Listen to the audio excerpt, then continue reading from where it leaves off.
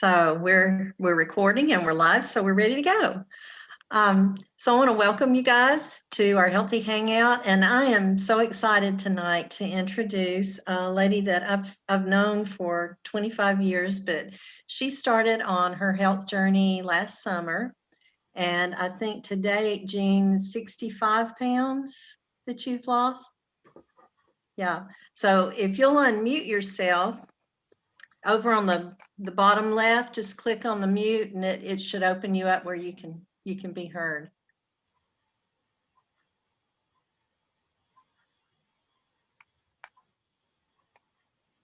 The very bottom left-hand side of your screen.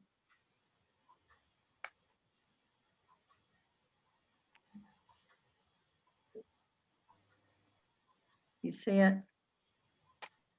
It says unmute with a red line through it. Yeah, down on the, if you go to the bottom of the page there. She's good. She's good. You got it? Yeah. Okay.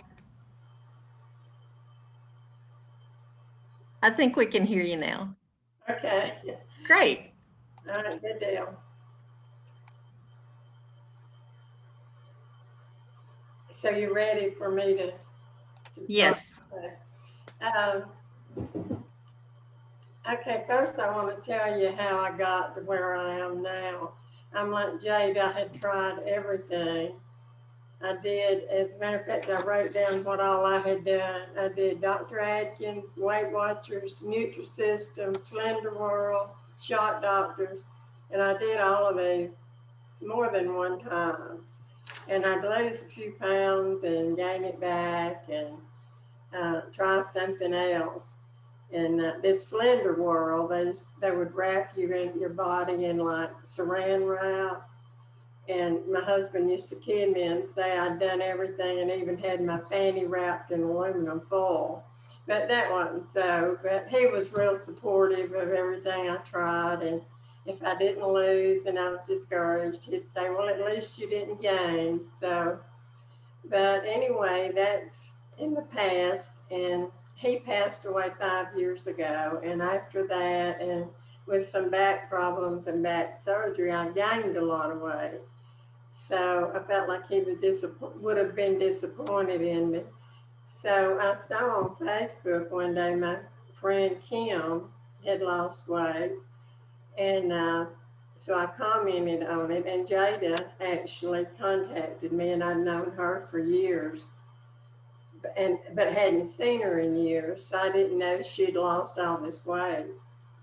So anyway, I got started on it, and I'll have to say it's been the easiest journey I've had no idea I could lose as much weight as I have.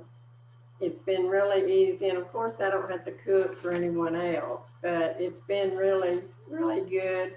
I don't get hungry. My cholesterol's down. My nails are stronger. So there's a lot of health benefits to it. One thing is I feel better and I don't get hungry. And if you get hungry, you're going to pig out, but I don't. So like I said, it's been real easy, been the best I've ever done. And I have a liver problem, and I go have blood work done every 4 months. And I've been seeing the nurse practitioner.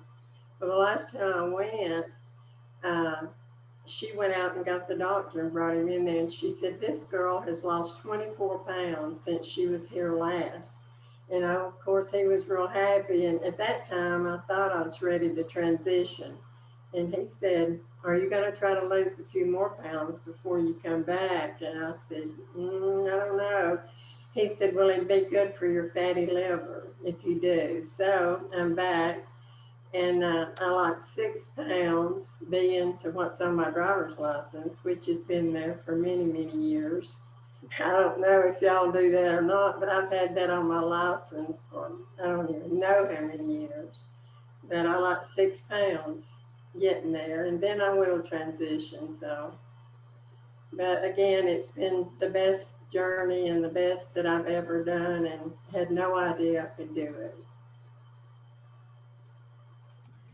She has been absolutely amazing. Her attitude and her dedication to her own health has inspired me and a lot of other folks that I've coached, and I just appreciate Jean sharing tonight. But uh, I forgot to say my age. So I'm 78, and I used to tell people, I don't mind you asking my age, just don't ask my weight. But I don't mind that now. But I'm 78, so it can be done. absolutely, absolutely, no excuses. Um, so she really is an inspiration, and I appreciate her sharing. And we are going to continue a discussion that we started a couple of weeks back. I had led a Zoom back several weeks ago, and I said, there was a lot to cover.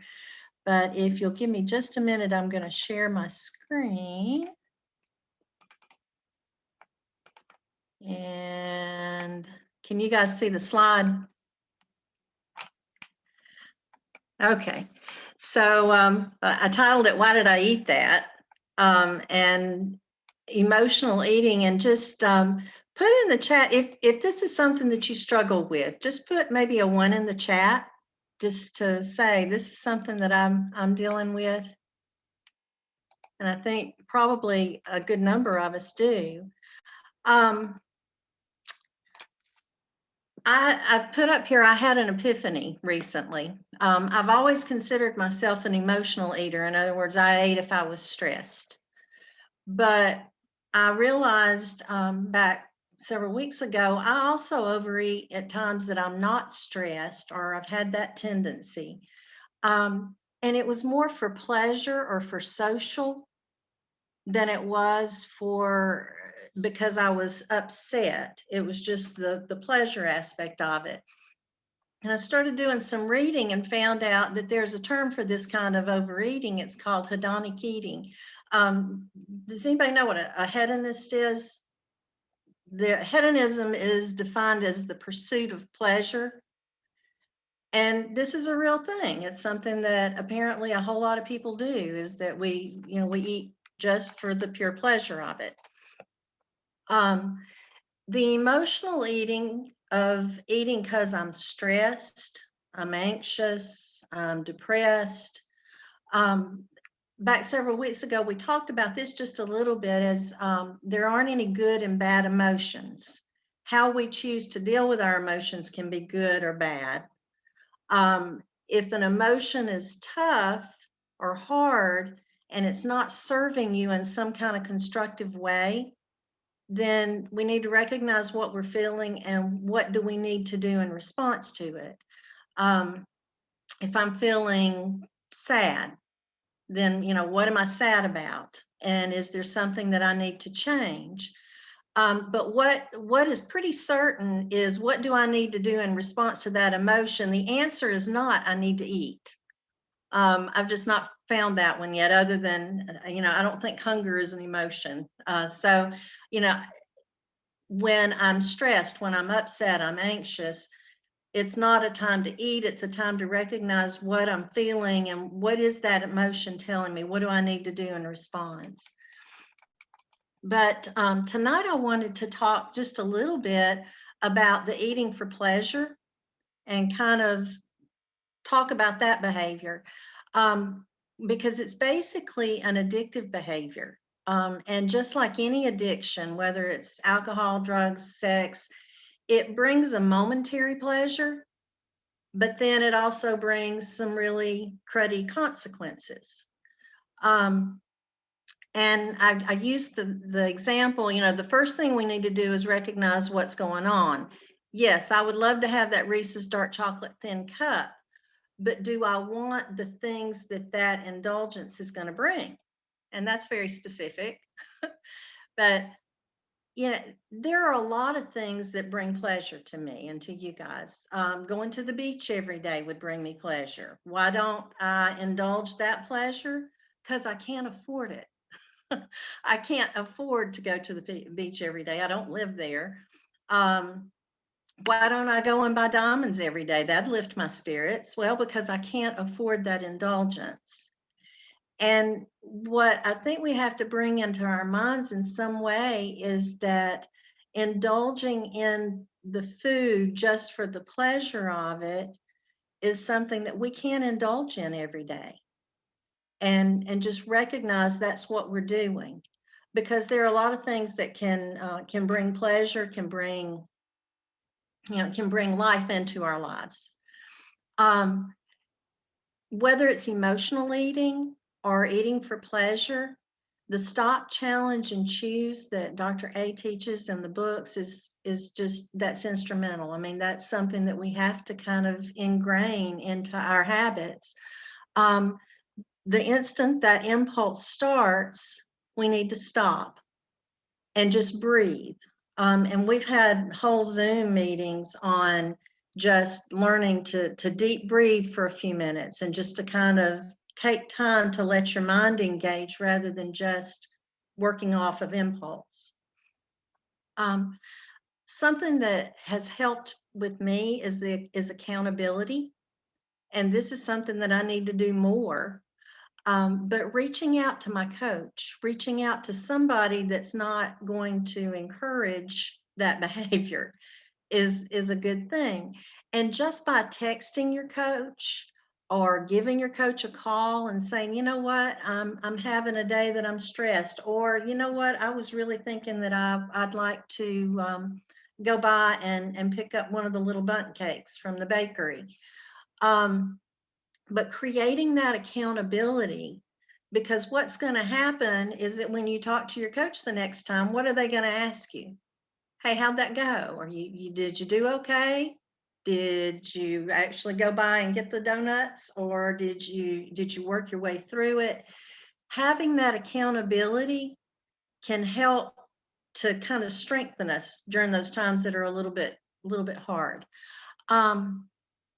And just like with any other addiction, recognizing your relapse before helps as well. If you notice that participating in your program just doesn't seem like the thing that you want to do today, I don't want to drink my water, I don't want to do my fuelings, I don't want to talk to my coach. The mindset of, well, just a little bit isn't going to hurt. Abandoning your routine or pulling back from your routine, the things that you normally do, and isolating from your support are all signs that maybe the emotions are getting out of hand.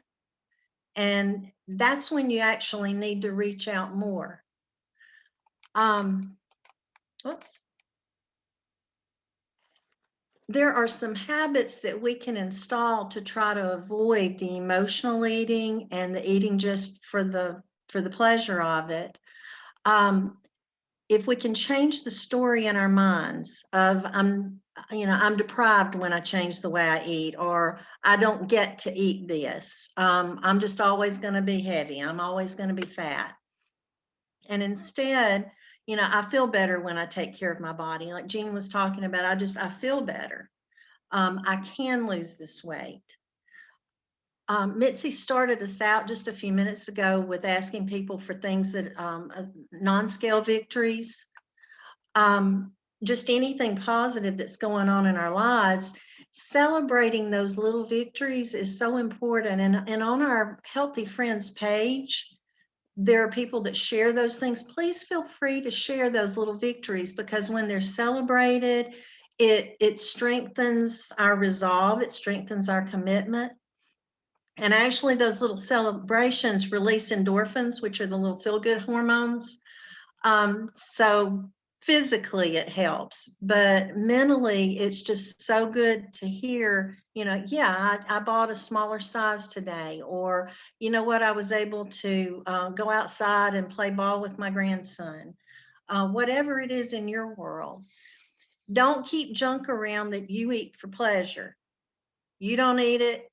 The husband doesn't need it. The wife doesn't need it. The kids don't need it either. But the things that you know that you're going to be tempted to indulge in, just don't keep them in the house. And I know in some of our situations, Jean was talking about that she doesn't have anybody that she has to cook for or provide for, but her. In some of our situations, you do have other people in the household, but they really they don't need those things either. You know, you just don't need them in the cabinet. Our reward system. How many times have you heard somebody say, well, I lost a few pounds, so I did a celebration dinner, you know? And I think, you know, we've all been probably guilty of that in the past, of rewarding our healthy eating with not so healthy eating. But instead, change up your reward. You know, I'm going to use the money that I was spending on this to buy a new outfit, or I'm going to go today and walk in the park because, you know, a month ago, I couldn't have walked from the car to the, you know, to the middle of the park and back, but now I can. Got the raindrops on roses and whiskers on kittens. You guys remember the movie? But what are your favorite things? Make a list. This is it varies from person to person, but what are the things that bring you pleasure that you don't eat? A bubble bath, you know, going and getting your nails done, or, you know, just whatever it is for you in your world. Write those things down and let those be your reward instead of the eating. And write down your commitments to yourself. I saw a couple of posts on Facebook, and I meant to save them today, but about keeping our commitments to ourselves.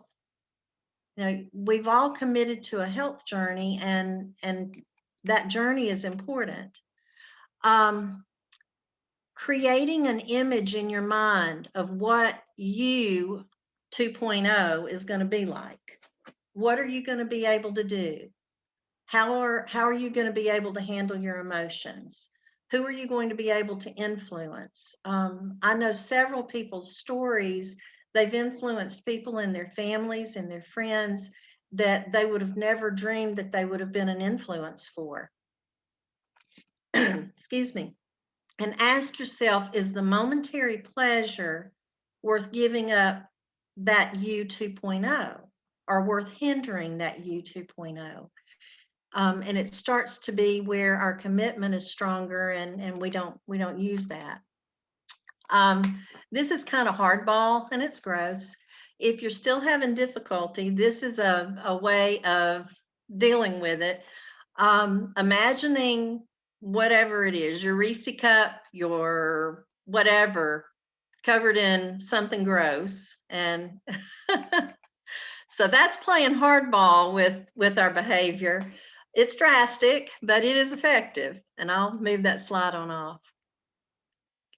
We all have a why for being here, and those whys are important. And if we went from person to person, and we may have time to talk about our whys, they're too important for our emotions to derail them, and especially a momentary emotion, a momentary indulgence.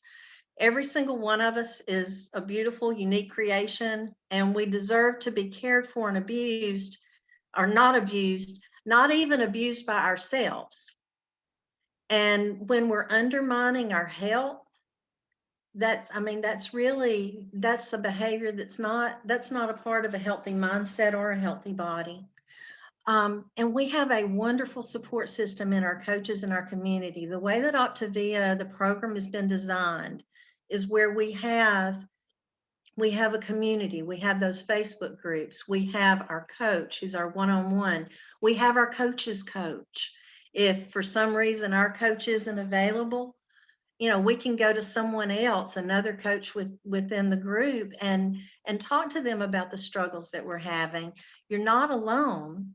So reach out for that support and accept it, because it will greatly enhance your ability to succeed. So I just want to offer a minute or so for us to think about, you know, what is your why? And how is that impacted by, you know, your emotions? Have your emotions gotten in the way of your why? Anybody want to share thoughts?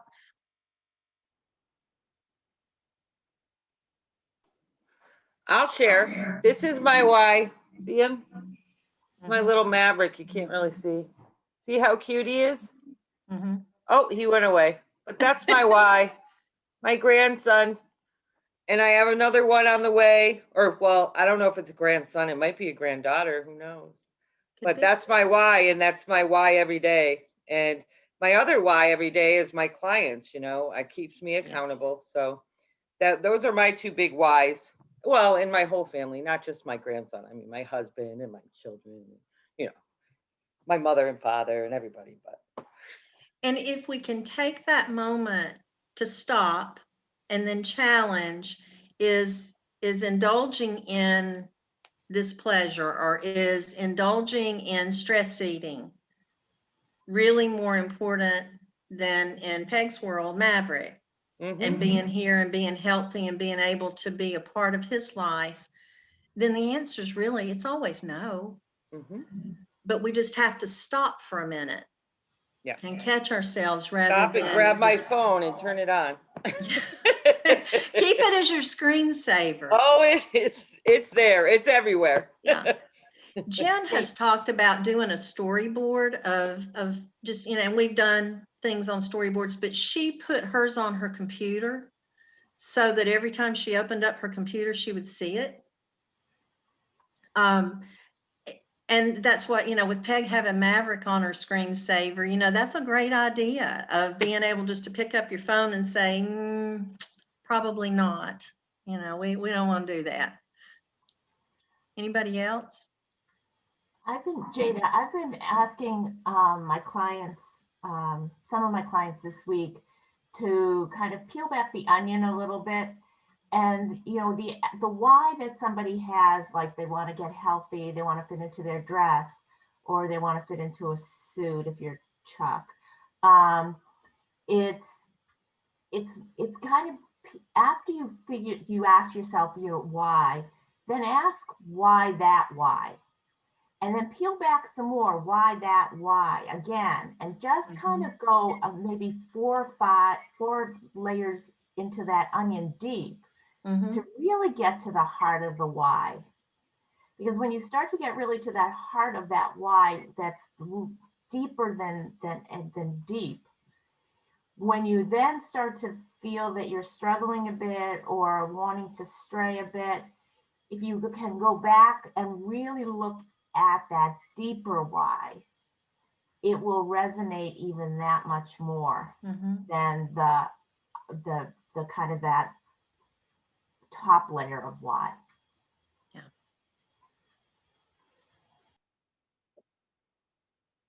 Thanks, Mitzi. And I put on my Facebook page recently that my why had changed somewhat, and my why still contains my original why, but it also contains me at this point. And for a while, the whys were all exterior to me, but at this point, it's like I'm worth taking care of. And my health is something that I really do genuinely want. And I hope that's true for you guys. And if it's not just yet, then hear me say that you are precious and you are unique. And to us and to your families, there's not anybody that can take that spot, take that place. So take care of you for you too. I'd like to say something. Sure. My why, and I've been working with Jen for quite a while, a couple of years. And just recently, I've been having a little contest with myself. So what I've been doing is I'm on the recumbent bike and I've gotten up, first it was 8 miles, 9 miles. Now I'm up to 12 miles at a certain speed. So each day I'm competing with myself. And boy, the difference I can see in my body is like, wow. And I may not be burning maybe under 400 calories, but I'm I'm working it and eating right. The hardest is the water, but I'm here every time I drink water, I hear Jen's voice. So I really have been competing with me because it's all about me now. And I still cook dinner for my husband and myself. And, you know, I have my lean and green. And like yesterday, I did go to lunch with a friend. So dinner was, I don't even know, one of the soups I had. And so that way I didn't go off. Mhm. But I'm a little bit neurotic when it comes to the scale. I weigh every day, and you're not going to change that after, I'm 68. So not going to change that habit. But I try to work on that. Jen's like once a week. So with that, why? And grandchildren. And we're going up there on Saturday for my grandson's 2nd birthday and my granddaughter, who's 9 months. And I'm thinking already, oh my God, what am I going to eat? So I'll bring my foods and try to watch what I eat. And that's my why. It's about me.